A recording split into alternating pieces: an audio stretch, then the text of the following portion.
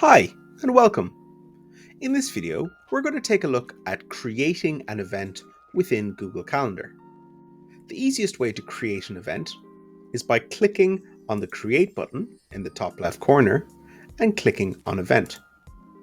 This will pop up a dialog box and drop your event in a time in your calendar. There is actually another quicker way that you can create events as well of this type, simply by clicking on a slot within your calendar.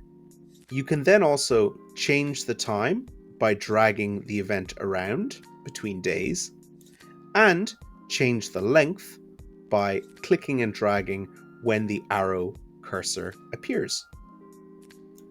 Let's take a look in the dialog box itself. Within this dialog box, you can add a title to your event. You can choose if you'd like one of the other kinds of events from here, although we'll be looking at those in a different video. You can also fine-tune the time and date of your event if you want more control than just the 15-minute intervals that dragging your event allows.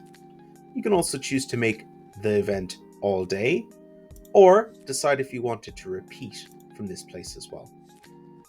There's a useful function called Find a Time here for if you want to work out what time suits other people that you've added to the event, but you need to add guests before this function works properly. From here, you can also add video conferencing if you want to use one of those options. By default, it adds a Google Meet meeting, but you can also choose external add-ons like Zoom from here as well. You can also enter details such as a room or a location, add a description or attachments, and create meeting notes from this point too. You'll notice at the bottom as well that you can choose which calendar you'd like to assign this event to. This will decide what calendar settings the event allows to, such as notification settings and who it's shared with. Choosing one of your different calendars will also change the default color of the meeting, but you can adjust this if you want within. You can also set your status, whether you want to appear busy or free to your colleagues within other aspects of Google Workspace.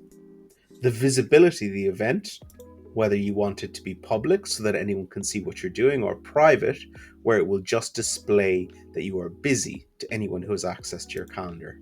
And you can choose customized notifications from here as well. Once you click Save, your event will be created. Once your event is created, you can click into it to see basic details about it, including attendees, details, and your notifications. If you want to edit the event after it's been created, you could do so by clicking on the pencil symbol, and this will bring you to your event editor. This option is also available if you click on More Options at the bottom of the dialog box when you're creating the event.